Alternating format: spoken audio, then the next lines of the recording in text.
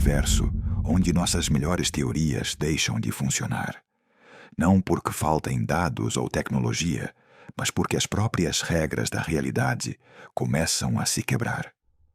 Um lugar tão extremo que o espaço e o tempo, tal como os entendemos, poderiam deixar de existir. Bem-vindos ao Cientista dos Sonhos. Hoje nos aprofundamos em uma das fronteiras mais profundas da física moderna, para responder a uma pergunta fascinante: o que realmente acontece no comprimento de Planck? Nesta jornada exploraremos os limites do observável, o choque entre a mecânica quântica e a relatividade, e por que esta escala diminuta é chave para compreender a origem do universo, a gravidade quântica e a estrutura última da realidade. Tudo com um foco claro, rigoroso e tranquilo, ideal para se deixar levar pelo conhecimento. Fique até o final e, se este tipo de ciência profunda te acompanha bem antes de dormir, inscreva-se e continue explorando o cosmos conosco. Desde que o ser humano levantou a vista para o céu, tem tentado entender do que é feito o universo. Durante milhares de anos, nossa percepção esteve limitada pelos sentidos. O mundo parecia contínuo, sólido, estável. As montanhas eram massas indivisíveis. O ar, algo invisível, mas uniforme. A matéria, em aparência, não tinha estrutura interna. Mas essa intuição começou a se quebrar. Com a invenção do microscópio, descobrimos que o aparentemente contínuo era composto de partes menores. As células revelaram um mundo oculto dentro dos seres vivos. Mais tarde, a química mostrou que toda a matéria era feita de átomos. E por um tempo, acreditou-se que o átomo era o tijolo fundamental da realidade. Não era. No início do século XX, a física voltou a quebrar o limite. O átomo tinha núcleo, elétrons, e dentro do núcleo apareceram prótons e nêutrons. Depois vieram os quarks. Cada avanço nos levava a uma escala menor, a uma camada mais profunda da realidade. Era como se o universo aceitasse ser desmontado peça por peça. Esta história poderia dar a impressão de que sempre é possível ir além. Que não importa quão pequeno seja algo, sempre haverá algo ainda menor esperando ser descoberto. Mas aqui surge uma pergunta crucial. E se não fosse assim? E se existisse um limite fundamental? Não um limite imposto pela nossa tecnologia, mas pela própria natureza do universo. Para entender esta pergunta, é preciso esclarecer algo importante. Observar não é um ato passivo. Para ver algo, devemos interagir com ele. Em física, isso significa enviar energia, luz, partículas, ondas. Quanto menor o objeto que queremos observar, maior energia precisamos para detectá-lo com precisão. Este princípio não é uma limitação humana. É uma regra do universo. Quando observamos uma galáxia distante, usamos luz de baixa energia. Quando queremos ver estruturas microscópicas, usamos elétrons acelerados. E quando queremos explorar escalas subatômicas, recorremos a colisões de partículas a energias enormes, como as do grande colisor de Hadrons. Até agora, esta estratégia funcionou, mas apenas até certo ponto.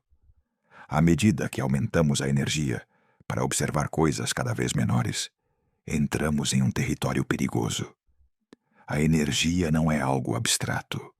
Tem massa equivalente. E a massa curva o espaço-tempo. Isso não é uma metáfora. É uma consequência direta da relatividade geral de Einstein.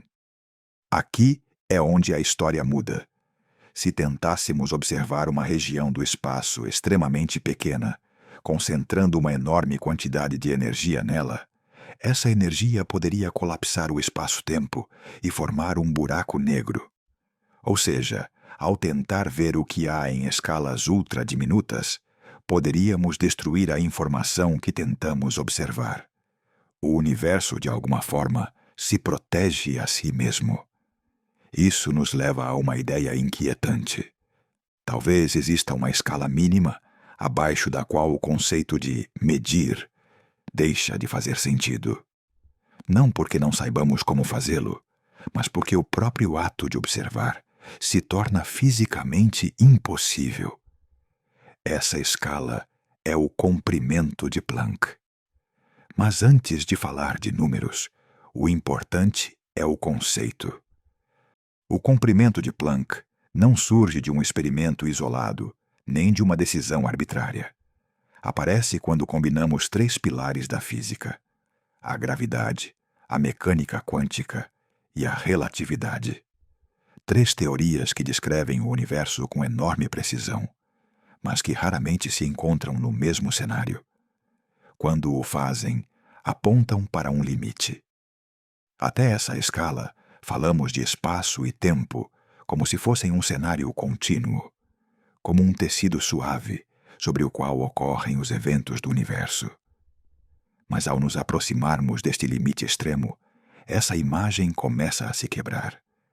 As equações deixam de se comportar bem. As previsões perdem sentido físico. Não é apenas que não sabemos o que há além. É que talvez não exista um além no sentido clássico. Isso levanta uma pergunta profunda. O que significa realmente pequeno? Em nossa vida cotidiana, sempre podemos dividir algo em partes menores. Mas na física moderna, essa intuição pode falhar. O próprio espaço poderia ter uma estrutura mínima, uma espécie de resolução fundamental do universo. Se isso é verdade, então o espaço não seria infinitamente divisível. Haveria um ponto em que falar de distâncias menores não teria significado físico, como tentar medir algo menor que um pixel em uma tela. E com o espaço, o tempo também entra em jogo. Se existe uma distância mínima, poderia existir também um intervalo mínimo de tempo. Um tique fundamental do universo. Além desse instante, as noções de antes e depois poderiam se desfazer. Este não é um problema técnico, é um problema conceitual. A ciência moderna tem avançado, assumindo que o espaço e o tempo existem como um fundo contínuo. Mas ao nos aproximarmos deste limite último, essa suposição começa a parecer frágil. Talvez o espaço e o tempo não sejam o cenário da realidade, mas uma consequência emergente de algo mais profundo. E aqui é onde a observação, tal como a entendemos, chega à sua fronteira final. Não porque o universo seja demasiado pequeno, mas porque nossas ideias, forjadas em um mundo macroscópico, deixam de ser suficientes. O comprimento de Planck marca o ponto onde a pergunta já não é o que há de mais pequeno, mas o que significa existir nessa escala. Quando se menciona o comprimento de Planck, costuma-se apresentá-lo como um número extraordinariamente pequeno. Tão pequeno que se torna quase inútil tentar imaginá-lo. Aproximadamente 10 elevado a menos 35 metros. Uma cifra que, por si só, não diz muito. E, no entanto, reduzir o comprimento de Planck a um simples número é perder o essencial. O comprimento de Planck não é importante por ser pequeno. É importante pelo que representa. Para começar, esclareçamos o que é, em termos simples. O comprimento de Planck é uma escala fundamental de distância que surge quando combinamos três constantes básicas da natureza: a velocidade da luz, a constante de Planck e a constante gravitacional. Cada uma pertence a um domínio distinto da física. E isso não é uma coincidência. A velocidade da luz aparece na relatividade, marca o limite máximo de velocidade no universo e conecta o espaço com o tempo. A constante de Planck é o coração da mecânica quântica. Define a escala na qual a energia e a matéria se comportam de forma discreta, probabilística. A constante gravitacional descreve a gravidade, a curvatura do espaço-tempo produzida pela massa e pela energia. Durante muito tempo, essas três constantes viveram em teorias separadas. Funcionavam bem em seus próprios territórios. A relatividade geral explicava planetas, estrelas e galáxias. A mecânica quântica descrevia átomos e partículas subatômicas. A gravidade, curiosamente, ficava fora do mundo quântico. Mas quando essas três constantes são combinadas matematicamente, aparece uma escala natural de comprimento, não imposta pelo ser humano, não definida por uma unidade arbitrária. Uma escala que parece estar escrita nas próprias regras do universo. Isso é o comprimento de Planck. Agora, aqui é onde costuma surgir um mal-entendido. O comprimento de Planck não é a unidade mais pequena possível, como se o universo fosse feito de regras perfeitamente alinhadas desse tamanho. Tampouco é o tamanho de uma partícula, nem uma espécie de grão físico detectável. Não é algo que possa ser observado diretamente com um microscópio mais potente. É, antes de tudo, uma fronteira conceitual. Para entender por quê, pensemos em como funcionam nossas teorias atuais. A relatividade geral descreve o espaço-tempo como algo contínuo, suave, deformável. Não há saltos, não há pixels. O espaço pode curvar-se tanto quanto seja necessário. O tempo flui de maneira contínua. A mecânica quântica, em contrapartida, nos diz que a energia, a interação e a informação vêm em pacotes, que há incerteza fundamental, que nem tudo pode ser conhecido com precisão infinita. Enquanto nos movemos em escalas grandes, ou mesmo subatômicas, essas teorias podem se ignorar mutuamente sem grandes problemas. Mas quando descemos a escalas extremas, ambas exigem ser ouvidas ao mesmo tempo. E aí é onde o comprimento de Planck aparece como um sinal de advertência. Se tentarmos descrever uma região do espaço do tamanho do comprimento de Planck, usando relatividade geral, as equações prevêem curvaturas tão extremas que o conceito clássico de espaço-tempo deixa de fazer sentido. Se o fizermos a partir da mecânica quântica, as flutuações de energia tornam-se tão violentas que o próprio espaço começa a se comportar como um objeto quântico. Em outras palavras, nossas ferramentas conceituais deixam de ser confiáveis. Isso é crucial. O comprimento de Planck não nos diz, aqui há algo concreto. Nos diz, a partir daqui, não sabemos o que estamos descrevendo. Por isso, não é correto pensar no comprimento de Planck como uma parede sólida do universo. É mais como uma névoa espessa. Sabemos que há algo além, mas nossas lanternas teóricas não iluminam o suficiente.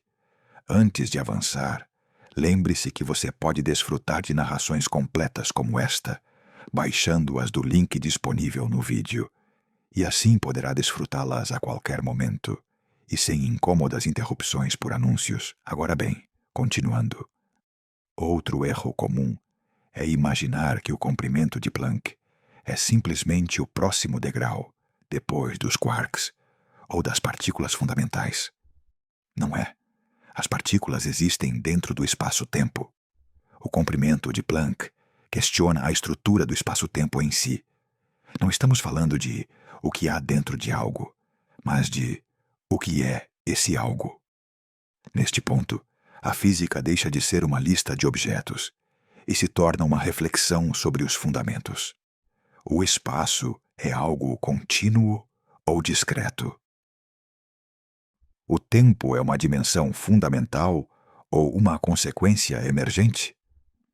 Faz sentido falar de distância quando as flutuações quânticas do espaço são maiores que a própria distância que tentamos medir?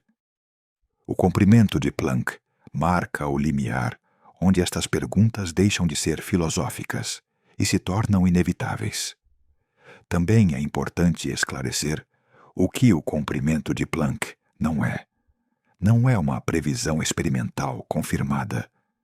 Não medimos diretamente distâncias desse tamanho.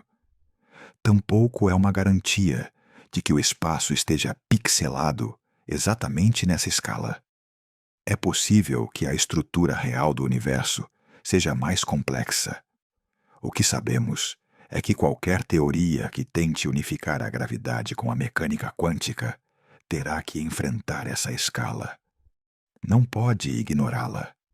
É o ponto onde as equações atuais se rompem e onde novas ideias são necessárias.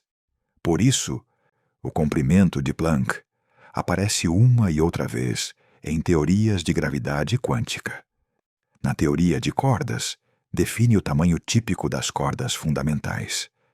Na gravidade quântica de laços, estabelece a escala mínima na qual o espaço pode ter área ou volume definidos. Em outras aproximações, marca o início de um regime completamente novo de física. Mas mesmo sem aceitar nenhuma dessas teorias, o comprimento de Planck já cumpre uma função essencial. Nos lembra que o universo tem limites conceituais. Durante séculos, a ciência avançou sob a ideia de que, com suficientes instrumentos e equações, tudo podia ser descrito. O comprimento de Planck sugere algo distinto. Sugere que há regiões onde nossas categorias habituais, espaço, tempo, distância, deixam de ser úteis. Não porque o universo seja incompreensível, mas porque estamos usando a linguagem errada. E talvez esse seja seu significado mais profundo. O comprimento de Planck não é o fim do conhecimento, mas o começo de uma nova forma de pensar a realidade. Um ponto onde o universo nos obriga a abandonar intuições cômodas e a aceitar que a estrutura última do mundo pode ser radicalmente distinta de tudo o que experimentamos. Não é apenas um número pequeno, é o lugar onde nossas teorias param. E nossa curiosidade começa de verdade. Por que não podemos medir nada menor? Se se fala dos limites da observação, é comum pensar em tecnologia, em telescópios insuficientes, microscópios imperfeitos, sensores que ainda não inventamos. Mas o limite de que falamos aqui não tem a ver com engenharia. Não é um problema que possa ser resolvido com mais orçamento, melhores materiais ou décadas de avanço técnico. É um limite imposto pelas próprias leis da natureza. Para entendê-lo, devemos começar por uma ideia simples mas profunda. Medir algo sempre implica interagir com ele. Não existe a observação passiva. Cada medição é um intercâmbio. Em física, isso significa energia. Se queremos medir a posição de um objeto, devemos iluminá-lo com algo. Um fóton, um elétron, uma onda. Quanto menor o objeto que queremos observar, mais curta deve ser o comprimento de onda do instrumento que usamos. E quanto mais curta é o comprimento de onda, maior é a energia associada. Este não é um detalhe técnico, é uma relação fundamental do universo. Aqui entra em jogo o princípio de incerteza de Heisenberg. Frequentemente se apresenta como uma limitação do nosso conhecimento, mas na realidade é uma propriedade física do mundo. O princípio nos diz que não podemos conhecer simultaneamente, com precisão arbitrária, certos pares de magnitudes, como a posição e o momento de uma partícula. Se tentarmos localizar uma partícula em uma região do espaço cada vez menor, a incerteza em sua energia e momento aumenta.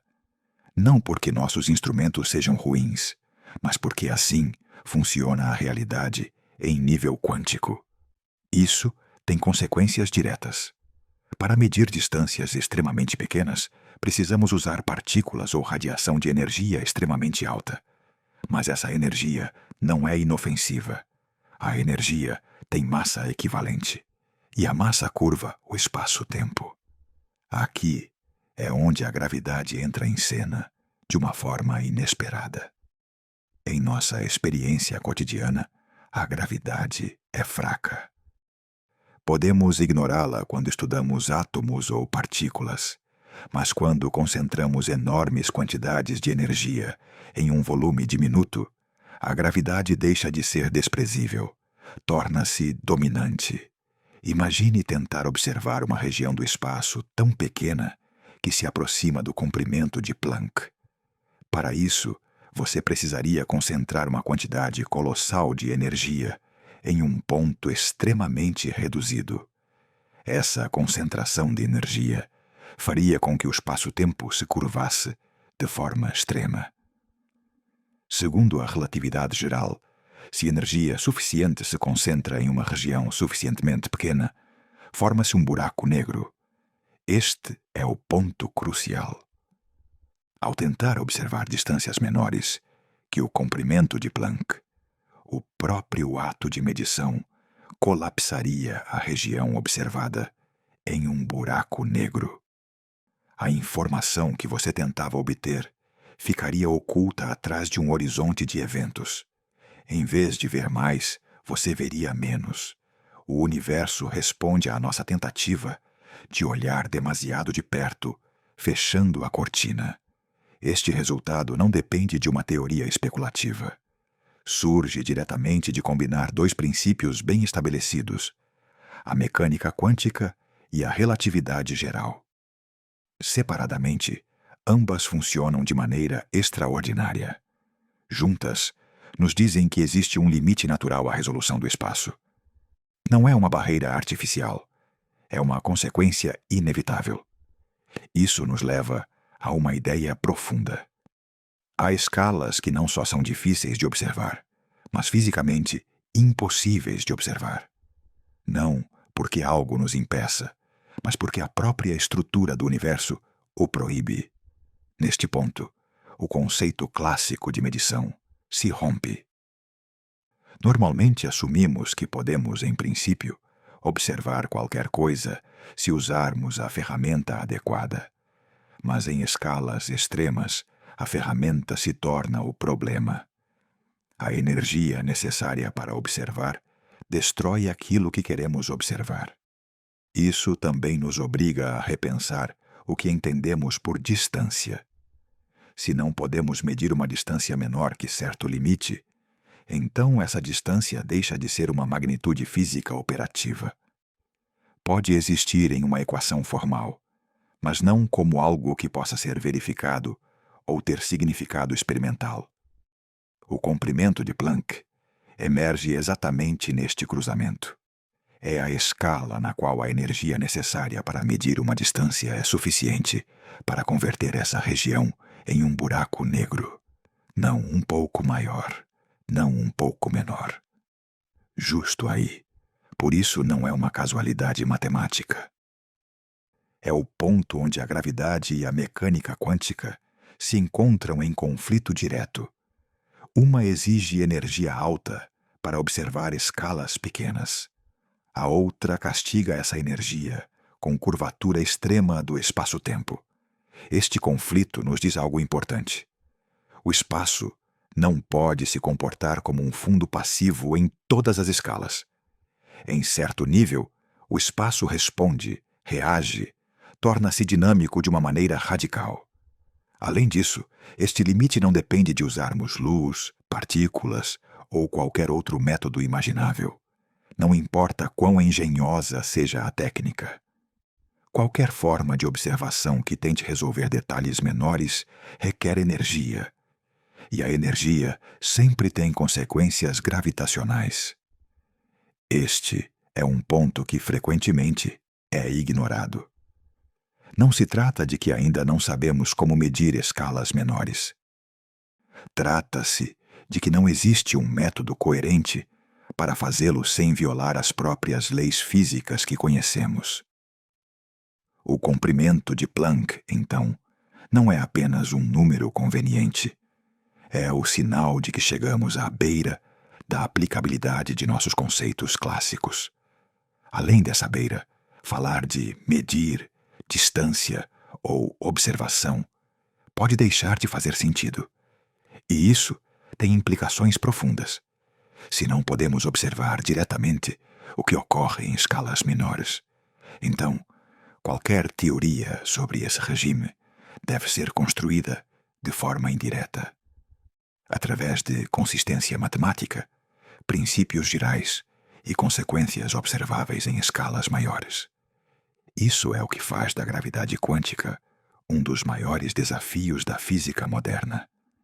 Não só porque é matematicamente difícil, mas porque nos movemos em um terreno onde a experimentação direta é, em princípio, inacessível. No entanto, este limite não deve ser visto como uma derrota. É um guia. Nos diz onde nossas intuições deixam de funcionar e onde precisamos de novas ideias. A impossibilidade de medir além do comprimento de Planck não é uma falha do conhecimento humano, é uma característica do universo, uma pista profunda sobre sua estrutura interna. Em vez de um universo infinitamente divisível, nos enfrentamos a um que parece nos dizer: até aqui você pode perguntar com as ferramentas atuais. Além disso, você precisa de uma nova forma de entender a realidade. E é precisamente esse limite, firme e silencioso, que transforma o comprimento de Planck em algo mais do que uma curiosidade matemática. O transforma em uma fronteira física real. Um lembrete de que, mesmo na ciência, há horizontes que não se cruzam olhando mais forte, mas pensando de outra maneira. Em nossa vida cotidiana, o espaço parece perfeitamente contínuo. Podemos dividir uma distância pela metade, e depois outra vez, e outra mais, sem nunca encontrar um limite evidente. Entre dois pontos sempre parece haver outro ponto. Essa ideia está tão profundamente arraigada em nossa intuição que raramente a questionamos. Para nós, o espaço é um cenário liso, estável, ininterrupto. Mas a física moderna nos convida a duvidar dessa certeza. Ao longo da história, muitas coisas que pareciam contínuas acabaram por não ser. A água, por exemplo, parece uma substância uniforme. No entanto, ao observá-la com suficiente detalhe, descobrimos que é formada por moléculas. A matéria sólida parece compacta, mas é composta em sua maioria por espaço vazio. Mesmo a energia, que durante séculos se pensou contínua, acaba por vir em pacotes discretos no mundo quântico. A pergunta, então, é inevitável. E se o próprio espaço não fosse contínuo? Em escalas extremas, próximas ao comprimento de Planck, o conceito clássico de um espaço suave começa a falhar.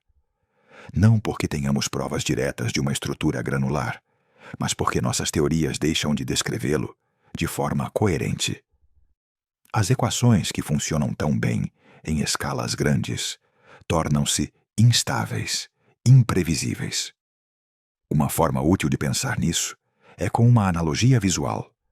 De longe, uma praia parece uma superfície contínua. Só ao nos aproximarmos, descobrimos que é formada por grãos de areia. O limite não estava na praia, mas em nossa capacidade de resolução. No entanto, com o espaço, ocorre algo mais radical. Não só poderíamos descobrir grãos, mas o próprio conceito de superfície poderia perder sentido.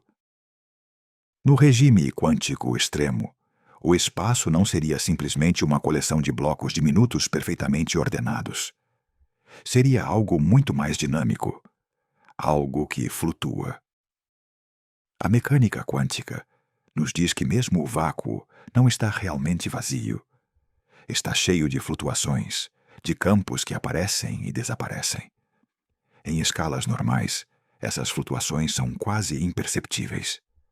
Mas em escalas próximas ao comprimento de Planck, poderiam dominar completamente o comportamento do espaço. Isso leva a uma ideia inquietante. O espaço-tempo poderia estar constantemente se agitando, se deformando, mudando de maneira caótica. Não como um tecido esticado, mas como uma espuma em ebulição. Um cenário onde não existe uma geometria fixa, nem uma distância bem definida, por mais que um instante. Aqui começa a se sentir o verdadeiramente estranho. Neste contexto, falar de aqui e ali perde precisão. 2 pontos do espaço poderiam não ter uma distância estável entre eles. O próprio ato de definir uma posição poderia depender do estado quântico do espaço-tempo naquele momento. Isso desafia diretamente nossa intuição mais básica. Durante séculos, o espaço foi considerado o fundo imutável da realidade. Os objetos se moviam dentro dele, mas o espaço permanecia. Einstein já deu o primeiro passo ao nos mostrar que o espaço-tempo pode se curvar, expandir e contrair. Mas mesmo na relatividade geral, o espaço continua sendo algo contínuo. A física quântica, levada ao extremo, sugere algo distinto. Sugere que o espaço não só se deforma, mas que poderia não existir como uma entidade definida em todo momento. Para tornar isso mais tangível, pensemos em uma imagem sonora. Uma nota musical sustentada parece contínua ao ouvido. Mas se observarmos a vibração de uma corda em alta resolução, vemos oscilações discretas. Agora imagine que, ao se aproximar ainda mais, a corda deixa de ser uma corda reconhecível. Só restam flutuações rápidas, sem uma forma estável. Isso poderia ser o espaço em escalas de Planck. Não uma grade perfeita, nem um conjunto ordenado de pixels, mas um regime onde as noções clássicas se dissolvem. Onde o espaço é mais um processo do que um objeto. Algumas teorias sugerem que áreas e volumes poderiam vir em unidades mínimas. Não infinitamente divisíveis, mas quantizadas. Isso não significa que possamos contar blocos de espaço como tijolos. Significa que há um limite para a precisão com que o espaço pode ser definido. Outras ideias vão ainda mais longe e propõem que o espaço emerge de relações mais profundas, que não existe de forma independente, mas como uma consequência de interações quânticas mais fundamentais. Neste cenário, o espaço seria uma espécie de ilusão macroscópica, útil em grande escala, mas inexistente no nível mais profundo. Isso é difícil de aceitar, porque vai contra tudo o que experimentamos. Mas não seria a primeira vez que a realidade se mostra radicalmente distinta da nossa percepção. O tempo absoluto, por exemplo, parecia óbvio até que a relatividade o desmantelou. A causalidade clássica parecia inquestionável até que a mecânica quântica introduziu probabilidades fundamentais. Aqui ocorre algo parecido. Se o espaço deixa de ser contínuo, então conceitos como distância, forma e posição deixam de ser absolutos. Tornam-se aproximações. Ferramentas válidas apenas quando olhamos de longe. Em escalas extremas, o espaço poderia não ser um lugar, mas uma rede de possibilidades. Um emaranhado dinâmico, onde o que existe é a relação entre eventos, não um cenário fixo onde ocorrem. Essa mudança de perspectiva é profunda. Nos obriga a deixar de pensar no universo como algo que está lá e começar a pensar nele como algo que acontece. O comprimento de Planck marca precisamente o ponto onde essa mudança se torna inevitável. Não porque saibamos exatamente o que ocorre ali, mas porque sabemos que nossas descrições habituais deixam de funcionar. E é aqui onde a física se torna quase estranha, inclusive poética.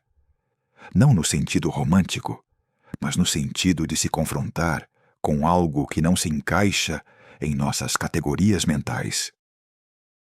Quando o espaço deixa de ser contínuo, não entramos em um reino menor do universo. Entramos em um reino distinto, onde as perguntas devem ser reformuladas, onde as respostas não têm forma geométrica clara e onde a própria linguagem da física precisa se reinventar. Este é o ponto da jornada, onde a realidade deixa de parecer familiar. E é apenas o começo. Durante mais de um século, a física tem sido guiada por duas teorias extraordinariamente bem-sucedidas. Por um lado, a relatividade geral, que descreve a gravidade e a estrutura do espaço-tempo. Por outro, a mecânica quântica, que governa o comportamento da matéria e da energia nas escalas menores. Cada uma foi confirmada com uma precisão impressionante. Cada uma transformou nossa compreensão do universo. E, no entanto, há um problema fundamental. Essas duas teorias não se dão bem. Na maior parte do universo, isso não importa. A relatividade geral domina quando falamos de estrelas, planetas, galáxias e a expansão do cosmos. A mecânica quântica se encarrega de átomos, partículas e campos subatômicos. Seus domínios parecem separados por muitas ordens de magnitude. Mas quando nos aproximamos do comprimento de Planck, essa separação desaparece. Nesse regime extremo, a gravidade já não pode ser ignorada, e a mecânica quântica já não pode ser tratada como uma correção menor. Ambas reclamam ser fundamentais ao mesmo tempo, e é aí onde o edifício teórico começa a se quebrar. Para entender o conflito, convém lembrar o que cada teoria assume sobre a realidade. A relatividade geral descreve o universo como um contínuo geométrico. O espaço e o tempo formam uma estrutura suave, deformável, cuja curvatura depende da energia e da matéria presentes. As equações de Einstein nos dizem como o espaço-tempo se curva e como essa curvatura guia o movimento dos objetos. Nesta visão, tudo é determinista.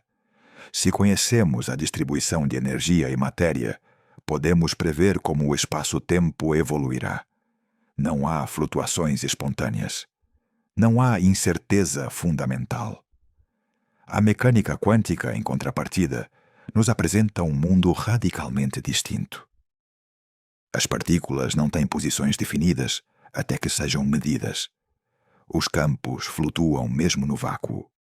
Os resultados são probabilísticos por natureza, não por ignorância. Essa teoria funciona com uma precisão assombrosa. Foi verificada até níveis que desafiam a intuição. Mas faz uma suposição-chave, que existe um fundo espaço-temporal bem definido, onde ocorrem os processos quânticos. E aí está o primeiro choque. A mecânica quântica precisa de um cenário estável. A relatividade geral nos diz que esse cenário é dinâmico e responde à energia. Quando tentamos quantizar a gravidade, ou seja, tratar o próprio espaço-tempo como um objeto quântico, as ferramentas habituais deixam de funcionar. As equações produzem infinitos, previsões sem sentido físico, resultados que não podem ser interpretados. Em escalas grandes, esses problemas não aparecem porque as flutuações quânticas do espaço-tempo são insignificantes. O espaço parece suave. A relatividade geral funciona. Em escalas pequenas, podemos ignorar a gravidade e usar a mecânica quântica com sucesso. Mas no comprimento de Planck, nenhuma dessas simplificações é válida. A energia necessária para explorar essas escalas faz com que o espaço-tempo flutue violentamente. Já não é uma geometria fixa, mas a mecânica quântica padrão não sabe como operar sem uma geometria definida. E a relatividade geral não sabe como lidar com uma geometria que flutua quanticamente. Ambas as teorias ficam sem chão firme. Este colapso não é uma metáfora. É literal. Os cálculos divergem. As previsões perdem significado. A linguagem matemática que usamos deixa de descrever algo coerente. É importante entender que isso não implica que alguma das duas teorias esteja incorreta. Pelo contrário, cada uma foi confirmada em seu domínio. O problema surge quando são forçadas a descrever um regime para o qual não foram projetadas. A relatividade geral não incorpora a incerteza quântica. A mecânica quântica não incorpora uma gravidade dinâmica. É como tentar usar as regras da navegação oceânica para descrever o comportamento de moléculas em um gás. Ambas são válidas, mas não intercambiáveis. No comprimento de Planck, o espaço-tempo já não pode ser tratado como um contínuo clássico. Mas tampouco podemos tratá-lo simplesmente como um campo quântico a mais. É algo distinto.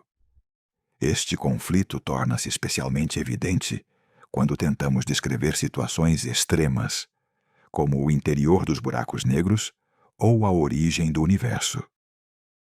Em ambos os casos, a densidade de energia atinge níveis onde as escalas de Planck são relevantes. As equações da relatividade geral prevêem singularidades, pontos onde a curvatura do espaço-tempo se torna infinita. A mecânica quântica nos diz que os infinitos geralmente são sinais de que uma teoria está sendo aplicada fora de seu domínio. As singularidades não são necessariamente coisas reais, são indícios de que nossas teorias se quebram. O comprimento de Planck marca o ponto onde esse rompimento se torna inevitável.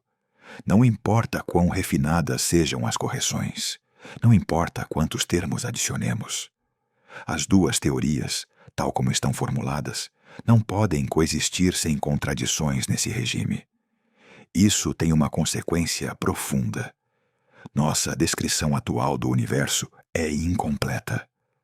Não incompleta no sentido trivial de que faltem detalhes, mas no sentido fundamental de que carecemos de uma teoria coerente para descrever a estrutura última da realidade.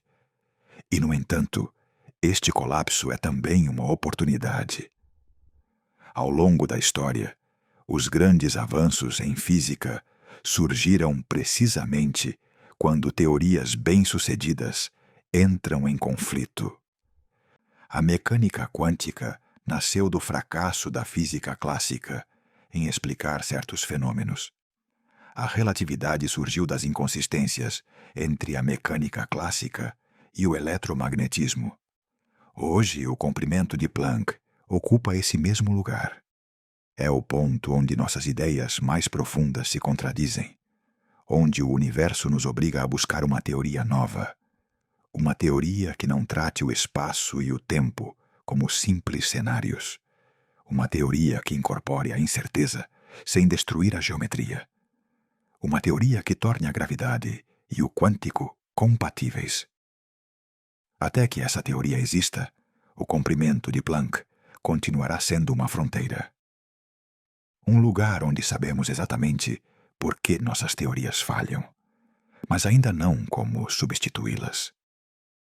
É o silêncio incômodo entre duas linguagens que já não podem se falar, e, ao mesmo tempo, a promessa de uma linguagem nova que ainda não sabemos formular. Quando ouvimos a palavra vazio, costumamos imaginar a ausência, um espaço completamente quieto, sem matéria, sem energia, sem atividade. Durante muito tempo, essa foi também a intuição da física clássica. O vazio era simplesmente o cenário onde as coisas aconteciam, mas não algo que tivesse comportamento próprio. A física moderna destruiu essa ideia. Em mecânica quântica, o vazio não é um estado de nada. É o estado de menor energia possível de um sistema, e ainda assim está longe de ser tranquilo. Mesmo quando não há partículas reais presentes, os campos quânticos continuam lá. E esses campos flutuam de forma inevitável. Essas flutuações não são imperfeições do modelo. São uma consequência direta do princípio da incerteza. Se a energia e o tempo não podem ser definidos com precisão infinita ao mesmo tempo, então o vazio deve experimentar pequenas variações espontâneas de energia. Aparições e desaparecimentos momentâneos, permitidos sempre que ocorram em intervalos extremamente breves. Em escalas ordinárias, essas flutuações são diminutas. Mal afetam o comportamento do mundo que experimentamos. Mas em escalas próximas ao comprimento de Planck, seu papel muda por completo. Aqui é onde surge o conceito de espuma quântica. A ideia foi proposta por John Wheeler, um dos grandes físicos do século XX. Wheeler perguntou o que aconteceria se aplicássemos a mecânica quântica ao próprio espaço-tempo. Não as partículas dentro dele, mas a própria estrutura do espaço. A resposta foi inquietante. Se o espaço-tempo está sujeito a flutuações quânticas, então, em escalas extremamente pequenas, não pode permanecer liso nem estável. Em vez de uma geometria suave, apareceria uma espécie de espuma. Uma estrutura caótica, efêmera, cheia de deformações que aparecem e desaparecem incessantemente. Não se trata de uma metáfora poética. É uma consequência matemática de tratar a geometria como um objeto quântico. Nessa espuma, o espaço-tempo não tem uma forma fixa. Pequenas regiões se expandem, se contraem, se retorcem. A própria topologia do espaço poderia mudar de maneira transitória. Conexões que se abrem e se fecham. Atalhos microscópicos que existem durante instantes impossivelmente breves. Entre essas flutuações, algumas teorias preveem o aparecimento de mini-buracos negros. Não buracos negros, como os que associamos a estrelas colapsadas, mas versões microscópicas, com massas enormes para seu tamanho, mas com vidas extremamente curtas. Surgiriam quando uma flutuação concentra energia suficiente em uma região diminuta do espaço. Quase de imediato, evaporar-se-iam devido a efeitos quânticos. Este processo não violaria nenhuma lei conhecida. De fato, é o que ocorre quando combinamos relatividade geral e mecânica quântica de maneira formal, embora incompleta. Nesta escala, o espaço-tempo deixa de ser o pano de fundo passivo do universo. Torna-se um ator dinâmico, agitado, imprevisível. Cada ponto do espaço estaria submetido a um constante borbulhar de mudanças. A palavra espuma é adequada porque descreve algo que não tem estrutura estável em pequena escala, mas que pode parecer uniforme quando observado de longe. Uma espuma está cheia de bolhas que nascem e morrem. No entanto, à distância, só vemos uma superfície mais ou menos contínua. Assim poderia ser o espaço-tempo. Em grandes escalas, a espuma quântica se promedia. As flutuações se cancelam. O espaço parece suave, contínuo, obediente às equações de Einstein. Mas quando tentamos nos aproximar demais, a estrutura subjacente se revela caótica. Este comportamento tem implicações profundas. Se o espaço-tempo flutua de maneira tão extrema, então conceitos como distância e duração perdem estabilidade. Dois eventos muito próximos poderiam não ter uma separação bem definida. A própria ordem causal poderia se tornar difusa. Não porque o universo seja ilógico, mas porque estamos forçando conceitos clássicos em um regime onde não se aplicam. É importante sublinhar que a espuma quântica não é uma invenção gratuita, nem uma ideia tirada da ficção científica. Não descreve uma paisagem visual literal que possamos imaginar facilmente. Descreve o comportamento matemático de um sistema quando se aplicam regras quânticas à geometria. Não há bolhas visíveis. Não há mini-buracos negros flutuando como objetos reconhecíveis. Há estados quânticos do espaço-tempo que não admitem uma representação clássica. E, ainda assim, essa ideia tem consequências potencialmente observáveis. Algumas teorias sugerem que a espuma quântica poderia deixar vestígios muito sutis na propagação da luz a grandes distâncias. Pequenas irregularidades acumuladas durante viagens cosmológicas, ou leves limitações na precisão com que pode ser definida uma distância, mesmo em escalas macroscópicas. Até agora, não há evidência direta desses sinais. Mas o fato de podermos levantar essas perguntas mostra que a espuma quântica não é apenas uma curiosidade teórica. É uma hipótese séria sobre a natureza última do espaço. Além disso, essa ideia muda nossa relação com o vazio.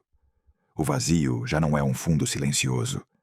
É uma entidade ativa, vibrante, essencial para a estrutura do universo. Não é algo que esteja lá, esperando para ser ocupado, mas algo que participa da dinâmica da realidade. Nesse contexto, o universo não descansa nunca. Mesmo em ausência total de matéria e radiação, o espaço-tempo estaria cheio de atividade invisível. O comprimento de Planck é a escala na qual essa atividade se torna dominante, onde as flutuações já não são pequenas correções, mas o comportamento principal, onde o espaço não pode se manter rígido nem definido. Este é o ponto onde nossas intuições falham completamente. Pensar em um espaço que ferve, que muda, que cria e destrói microestruturas constantemente é profundamente contraintuitivo. Mas a história da física nos ensinou que a realidade não tem obrigação de ser intuitiva. A espuma quântica representa uma das ideias mais radicais da física moderna. Não porque seja extravagante, mas porque questiona o conceito mesmo de cenário. Nos diz que o espaço não é o lugar onde as coisas acontecem, mas uma coisa que acontece. E nesse fervilhar silencioso, nesse nível onde nada permanece, poderia se esconder a chave para unir a gravidade com o mundo quântico. Um nível onde a geometria deixa de ser fixa e a realidade se torna pela primeira vez verdadeiramente dinâmica em todos os seus aspectos. Aqui, o universo não se constrói sobre o espaço-tempo. O universo é o espaço-tempo, flutuando. O que dizem as teorias de gravidade quântica? Até agora percorremos um território onde nossas teorias atuais começam a falhar. Sabemos que, na escala do comprimento de Planck, a relatividade geral e a mecânica quântica entram em conflito. Sabemos que o espaço poderia deixar de ser contínuo e que o vazio poderia estar cheio de flutuações extremas. Mas reconhecer um problema não é o mesmo que resolvê-lo. Aqui entra em cena a gravidade quântica. A gravidade quântica não é uma teoria única, fechada e definitiva. É um conjunto de tentativas para responder a uma pergunta central: como descrever o espaço, o tempo e a gravidade quando os efeitos quânticos já não podem ser ignorados?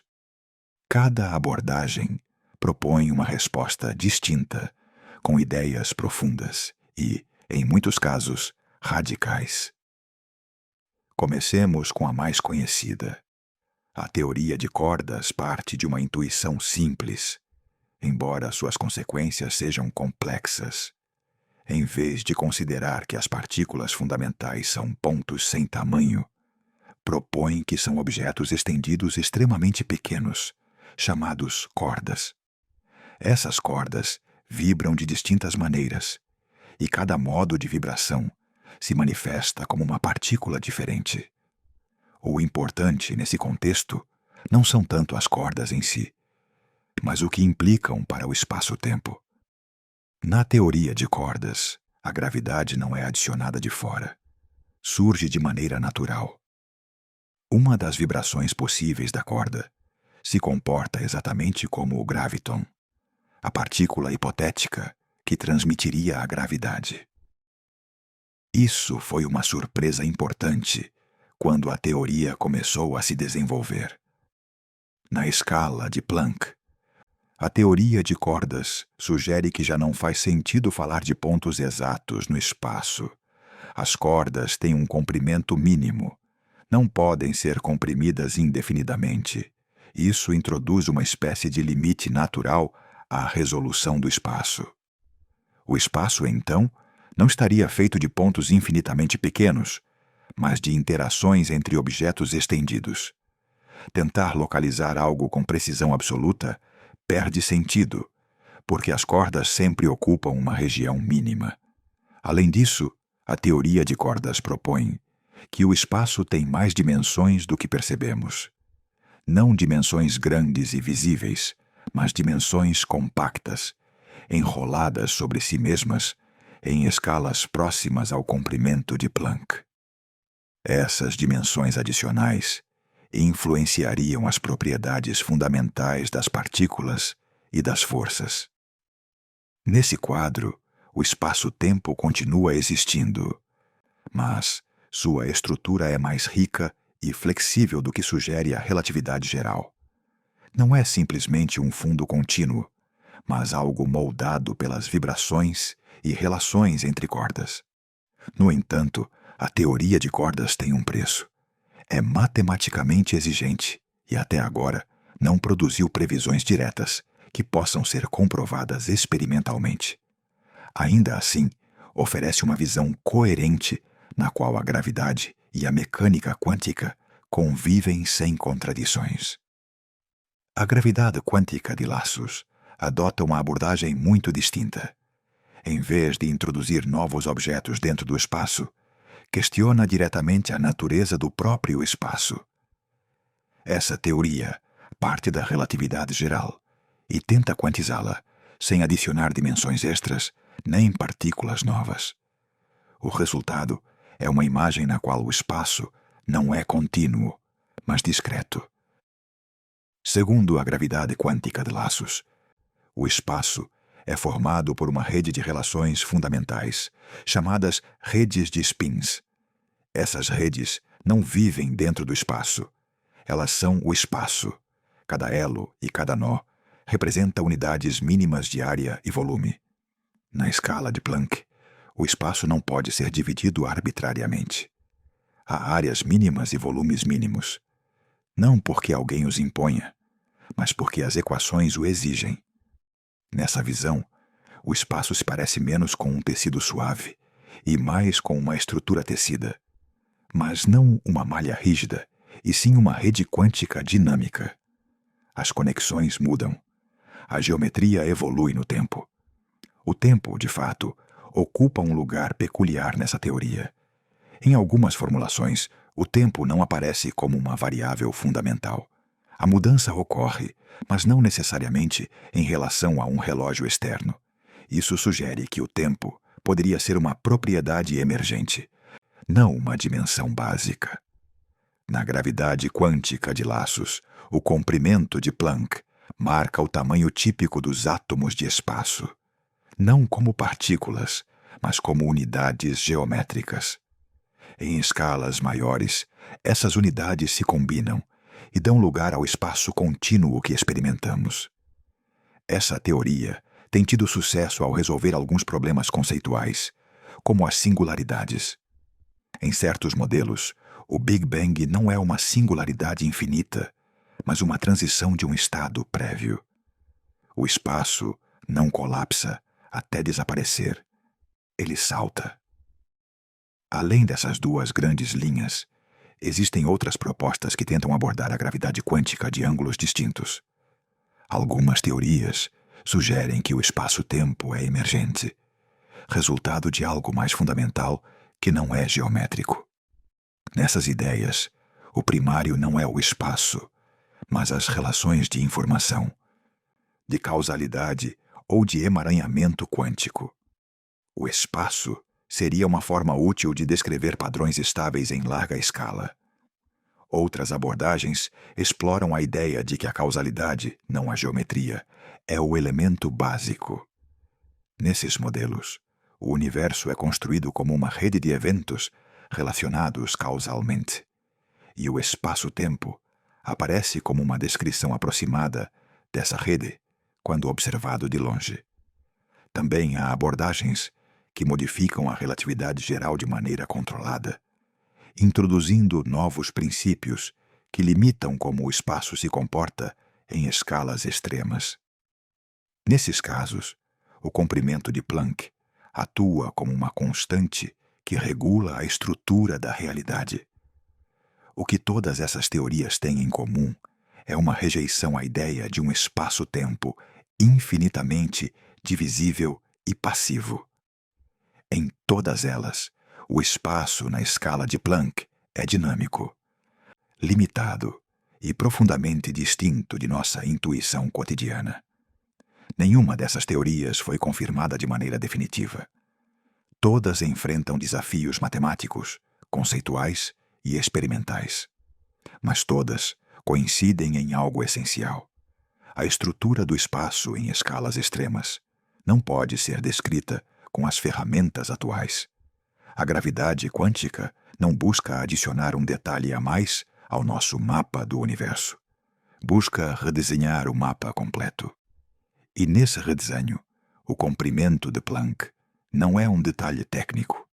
É o ponto onde o espaço deixa de ser um cenário e se torna um protagonista, onde a geometria deixa de ser fixa e se torna algo que nasce, muda e talvez emerge de princípios mais profundos que ainda não compreendemos. Essas teorias não oferecem uma resposta definitiva. Oferecem um panorama, uma lembrança de que, mesmo nos lugares onde o conhecimento parece parar, a imaginação científica continua trabalhando. Silenciosa, paciente, empurrando os limites do que significa entender o universo. Faz sentido falar em antes ou depois. Em nossa experiência cotidiana, o tempo parece a coisa mais óbvia do mundo. Flui, avança, vai do passado para o futuro sem parar. Tudo o que fazemos acontece dentro dele. Medimos os dias, os anos, as lembranças. Pensamos em causas e consequências como se o tempo fosse uma linha clara e ordenada. Mas quando a física se aproxima das escalas mais profundas do universo, essa certeza começa a desaparecer. A ideia de um tempo absoluto já foi questionada há mais de um século. Com a relatividade, aprendemos que o tempo não é o mesmo para todos. Depende do movimento, da gravidade, da energia. Dois relógios podem avançar a ritmos distintos e ambos estar corretos. O tempo deixou de ser universal. Ainda assim, continuava sendo algo real. Algo que existia como uma dimensão a mais do espaço-tempo. O verdadeiro problema aparece quando tentamos levar essa ideia até o comprimento de Planck. Nesse regime extremo, não só se torna difícil medir o tempo, torna-se difícil defini-lo. A mecânica quântica nos diz que o tempo e a energia estão ligados por uma relação de incerteza. Quanto mais precisamente tentamos definir um intervalo temporal, maior é a incerteza na energia envolvida. Em escalas ordinárias, esse efeito é desprezível. Em escalas extremas, torna-se dominante. Se tentarmos definir intervalos de tempo cada vez menores, as flutuações de energia se tornam tão grandes que o próprio espaço-tempo começa a se comportar de forma caótica. O tempo deixa de ser um parâmetro suave que ordena os eventos. Ao mesmo tempo, a relatividade geral nos diz que o tempo não existe separado do espaço. É parte de uma estrutura geométrica que pode se curvar, esticar e romper. Se essa estrutura flutua quanticamente, então o tempo também o faz. Isso nos leva a uma ideia inquietante. Na escala de Planck, o tempo poderia não existir como uma dimensão bem definida, não como uma linha, não como uma flecha, não como um fluxo contínuo.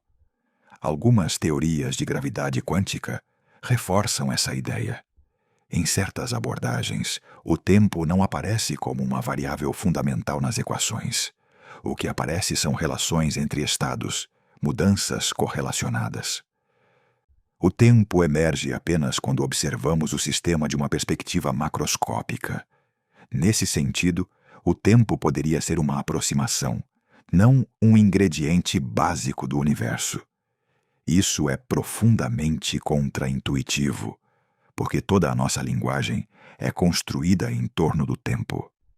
Perguntamos o que aconteceu antes, o que aconteceu depois, o que causou o quê. Mas essas perguntas podem deixar de fazer sentido quando descemos às escalas mais profundas. Aqui é onde a origem do universo entra em jogo. O Big Bang costuma ser descrito como um momento inicial, um ponto no tempo onde tudo começou. Mas essa descrição é enganosa se a tomamos muito literalmente. Segundo a relatividade geral, se retrocedermos no tempo, o universo se torna cada vez mais denso e quente, até chegar a uma singularidade. Um ponto onde as equações prevêem densidade infinita e volume zero.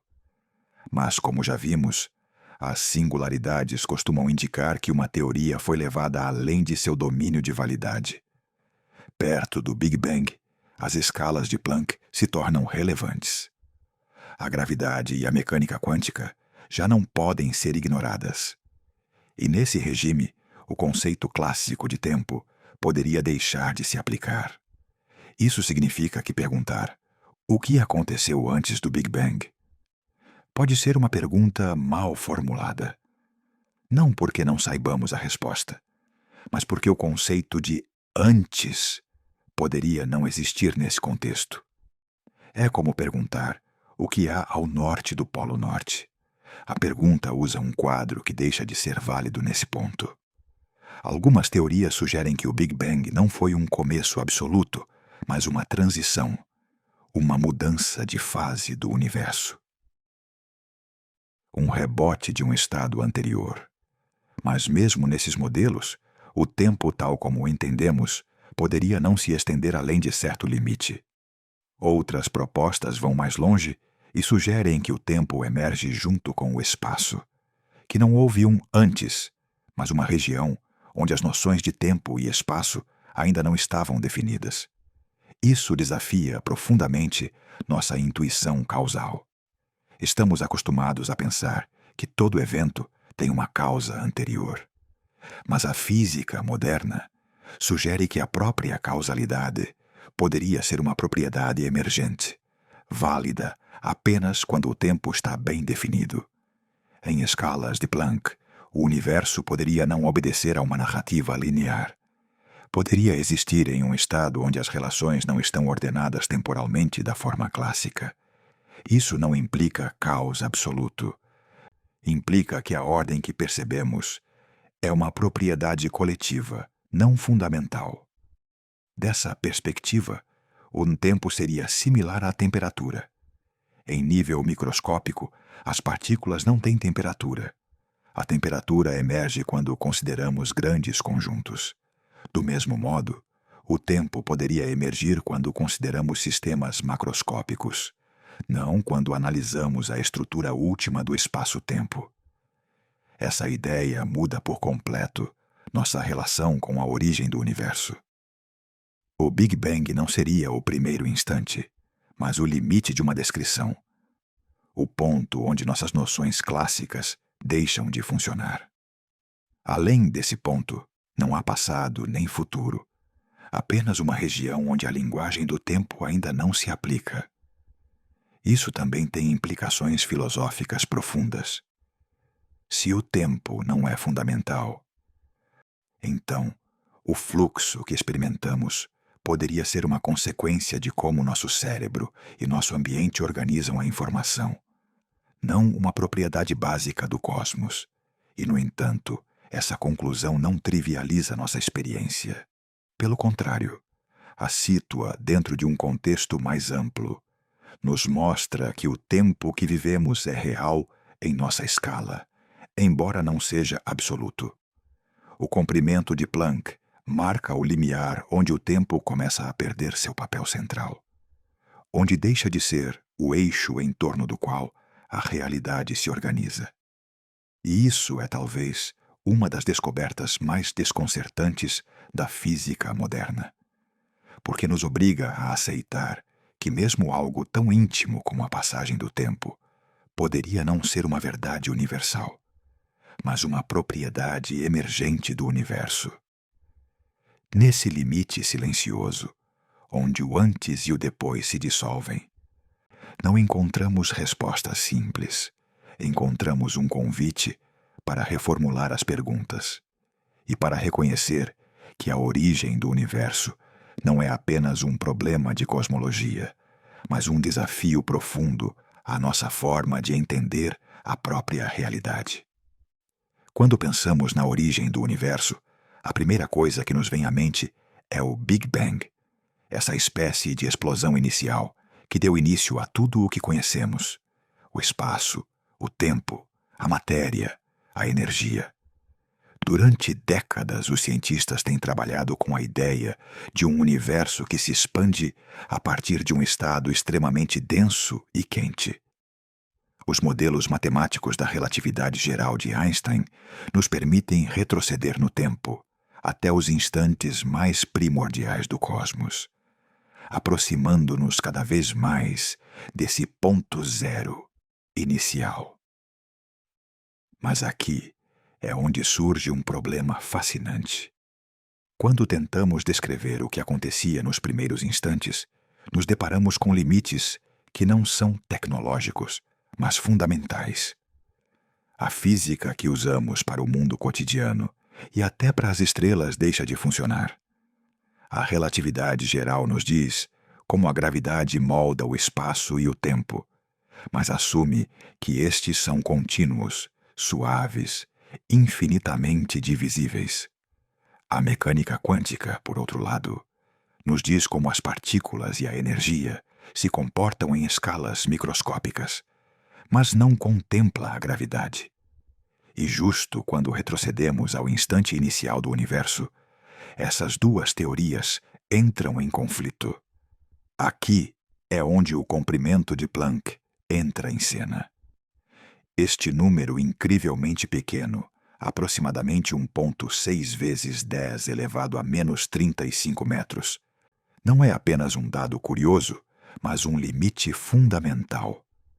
É a escala em que os conceitos de espaço e tempo, tal como os entendemos, deixam de fazer sentido. Qualquer tentativa de descrever distâncias menores nos leva a paradoxos, a inconsistências matemáticas, a situações onde mesmo o próprio tempo poderia perder seu significado. Para termos uma ideia, imagine que tentamos medir uma maçã com uma régua. Se cortarmos a maçã em pedaços cada vez menores, chegamos a um ponto em que os pedaços são tão diminutos que a régua já não funciona, que a noção de tamanho deixa de fazer sentido. O comprimento de Planck é algo assim, mas em uma escala tão diminuta que supera qualquer comparação com o cotidiano. E no contexto do Big Bang, essa escala se torna crucial.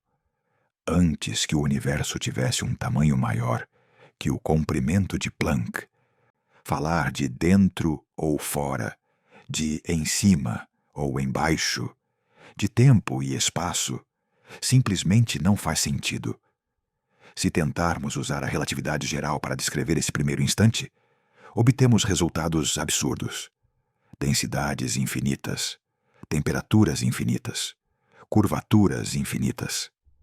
É o que os cientistas chamam de singularidade. Mas as singularidades não são lugares reais, e sim sinais de que nossas equações chegaram ao seu limite. São um aviso de que precisamos de uma descrição mais profunda, que combine gravidade e mecânica quântica, uma teoria de gravidade quântica.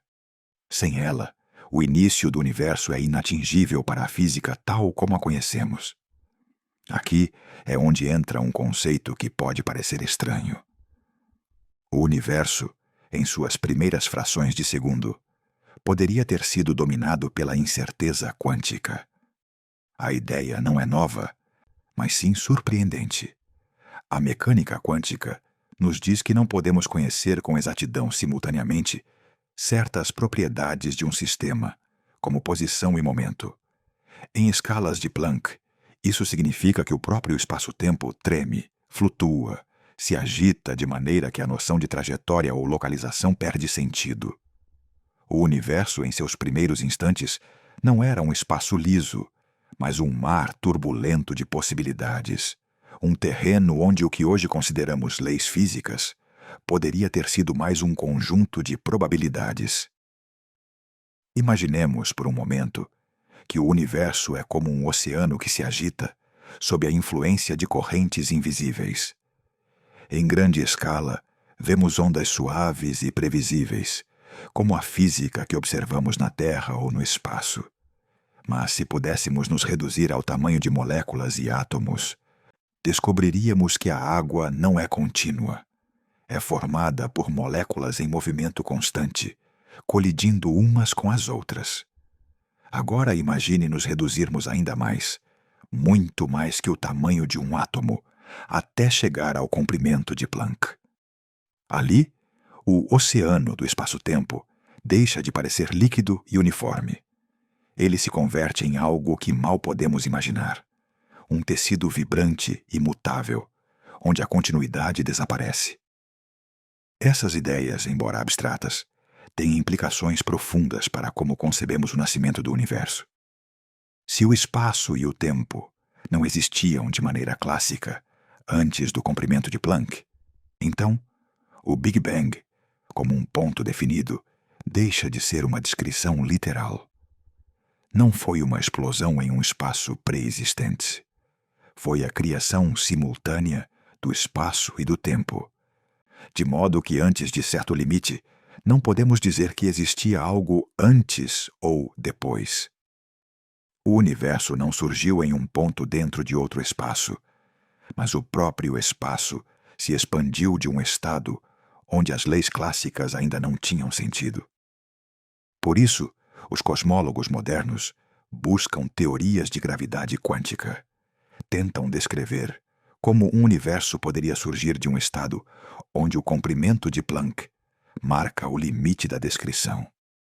A teoria de cordas, por exemplo, sugere que as partículas fundamentais não são pontos, mas diminutas cordas que vibram. Nessa escala, a geometria do espaço se entrelaça com as propriedades dessas cordas, e os conceitos clássicos de espaço e tempo emergem apenas quando observamos escalas muito maiores. A gravidade quântica de laços, em contrapartida, propõe que o próprio espaço é formado por átomos de espaço, nós e elos que definem um tecido granular. Cada abordagem tenta reconstruir um universo coerente desde o nível mais fundamental possível, onde o comprimento de Planck atua como a unidade mínima de medida. Essas ideias não apenas mudam como entendemos o início do cosmos, mas também nossa concepção de causalidade. Em nosso mundo cotidiano, os eventos ocorrem em uma ordem linear. Primeiro isto, depois aquilo. Mas se o tempo perde significado em escalas de Planck, essa ordem se torna difusa. A pergunta, o que aconteceu primeiro, deixa de fazer sentido. Mais precisamente, o que ocorre é um emaranhado de probabilidades que só se torna definido quando o universo cresce além dessa escala mínima. O tempo, então, poderia ser uma propriedade emergente, não fundamental. Uma espécie de ilusão útil em grande escala, mas inexistente nos instantes iniciais. Tudo isso nos leva a uma conclusão intrigante. O nascimento do universo não é apenas um problema de física, mas um mistério conceitual. O comprimento de Planck nos sinaliza um horizonte. Além dele, nossas intuições sobre espaço, tempo, causa e efeito já não funcionam. Qualquer tentativa de descrever o Big Bang clássico como um evento com coordenadas precisas em um espaço pré-existente é uma extrapolação que a própria natureza não permite. Em vez disso, precisamos aceitar que o universo emergiu de algo que não podemos visualizar diretamente. Algo onde as leis que damos por certas ainda não existiam. Ainda mais, esse limite sugere que talvez o universo tenha uma origem que não é singular no sentido clássico. Algumas teorias propõem que o que chamamos de Big Bang poderia ser um rebote de um universo anterior, um ciclo de contração e expansão, onde o comprimento de Planck define o tamanho mínimo alcançável. Outras sugerem que o universo surgiu de flutuações quânticas em um vazio, que não é vazio no sentido tradicional, mas um estado cheio de potencialidades. Em todos os casos, o comprimento de Planck marca a fronteira onde o conhecido se encontra com o desconhecido. Em resumo, o comprimento de Planck não é um detalhe técnico, nem um número arbitrário. É a chave para compreender por que o universo não pode ser explicado completamente com a física clássica em seus primeiros instantes. Nos ensina que o espaço e o tempo nem sempre existiram como os conhecemos, que a causalidade é uma propriedade emergente e que a realidade, em seu nível mais profundo, é muito mais estranha e fascinante do que nossa intuição permite imaginar. Olhar para trás, até o nascimento do cosmos, é nos confrontarmos com essa fronteira, um limite onde a ciência toca o desconhecido, onde as equações tradicionais falham e onde precisamos de novas ideias para continuar entendendo nosso universo. Poderemos comprovar isso algum dia? Se o comprimento de Planck marca a fronteira mais pequena do universo, surge uma pergunta natural. Poderemos alguma vez observar diretamente o que ocorre nessa escala? A resposta, pelo menos por enquanto, é que é extremamente difícil. Não é uma questão de falta de tecnologia ou de engenho humano. É uma limitação fundamental da física. Para medir algo, precisamos interagir com isso, enviar sinais, usar energia. Mas na escala de Planck, qualquer tentativa de observação altera a realidade que queremos medir de maneira irreversível. Concentrar energia suficiente para ver distâncias tão diminutas criaria, de fato, um buraco negro, fechando qualquer janela de observação.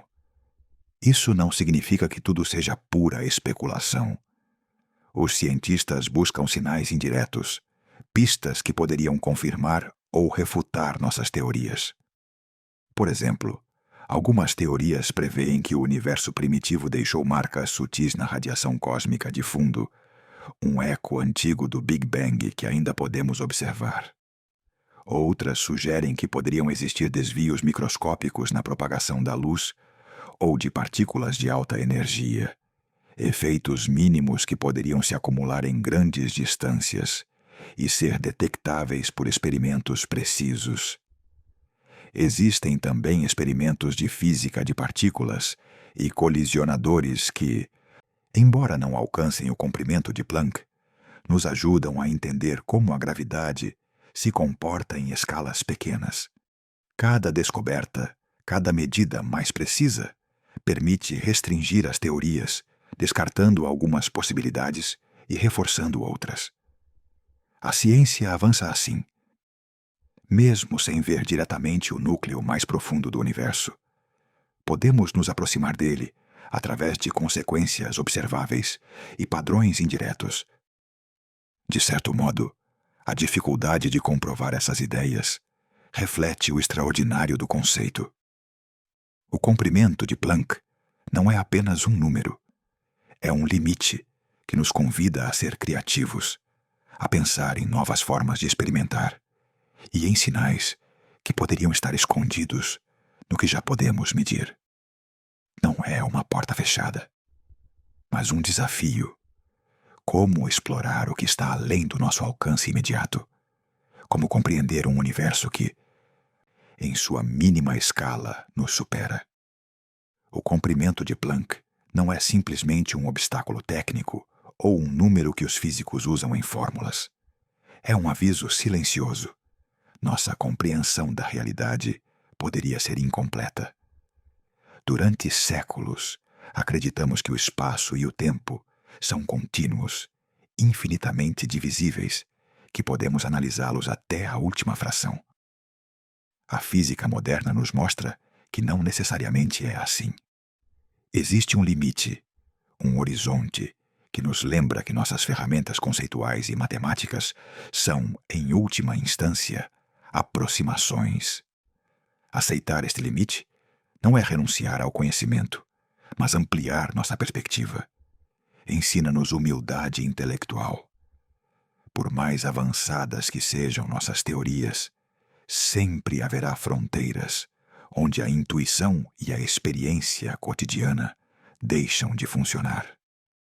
O comprimento de Planck nos lembra que a realidade pode ser mais estranha do que nossa mente pode conceber, e que o que chamamos de espaço e tempo poderiam ser propriedades emergentes, não fundamentais.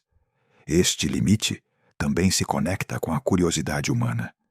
Cada vez que nos aproximamos dele, nos confrontamos com perguntas que não são apenas físicas, mas filosóficas.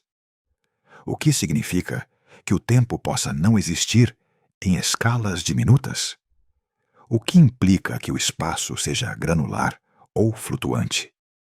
O comprimento de Planck nos convida a explorar além do visível, a nos perguntar o que significa realidade quando as regras que damos por certas já não se aplicam.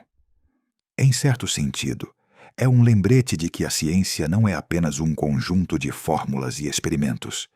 É uma jornada de descoberta que também desperta assombro e reflexão. O comprimento de Planck marca o limite onde termina nossa certeza e começa o mistério.